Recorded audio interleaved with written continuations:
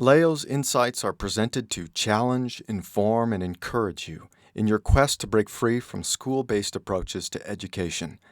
Building upon a foundation of unschooling, we sincerely hope these insights help you to consider how education can be truly unlimited.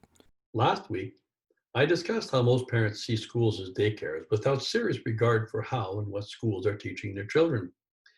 Continuing our observations on how shuttering schools provided some interesting insights respecting learning, education, and what schools have become, I would like to review a long lasting concern respecting teaching children at home.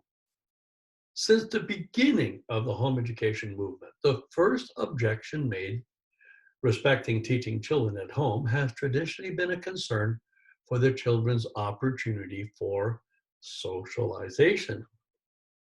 What should have been very obvious when the schools were closed was that this decision suddenly made every student in the province equally susceptible to this ubiquitous concern for the home educated.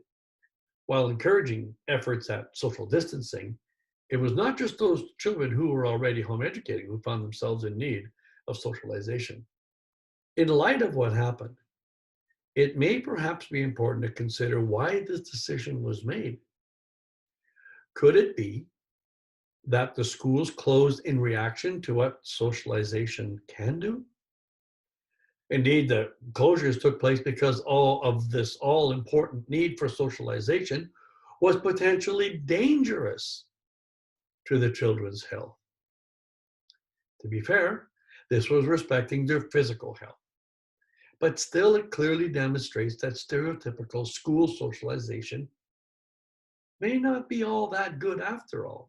Indeed, concerned parents most often cite socialization as the biggest reason for pulling students out of school in the first place, including not only their physical health, but their mental, academic, social, and spiritual well being as well. The schools may not be a healthy place.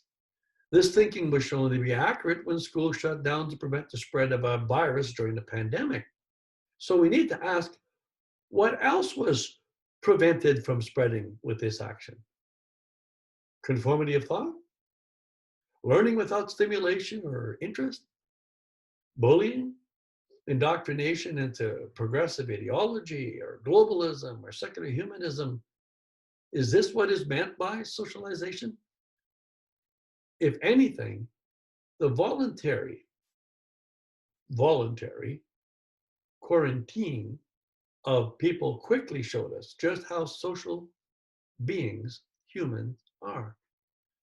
Although there were many negative consequences of the actions taken by the government, none had the impact that social distancing did.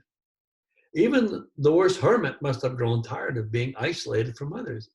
It eventually demonstrated that people really need people. That's because we were created for fellowship, not only with God, but with fellow human beings. That is what compels many to have pets, which are, more often than not, treated as little humans. Ever notice how people talk the way they do to their pets? Have you ever questioned why? It boils down to our needing fellowship. We do need social interaction or socialization, as is often pointed out. Indeed, this social distancing exercise clearly demonstrated what home educators have known all along. Socialization is not something that needs to be developed, but rather an inherent human characteristic that is as natural as sneezing or scratching an itch. What is needed to learn social skills is not programming or sequestering students in unnatural age specific environments, but rather providing opportunity to refine the practice with people of all ages and in all circumstances. Socialization skills have always been one of home education's greatest strengths.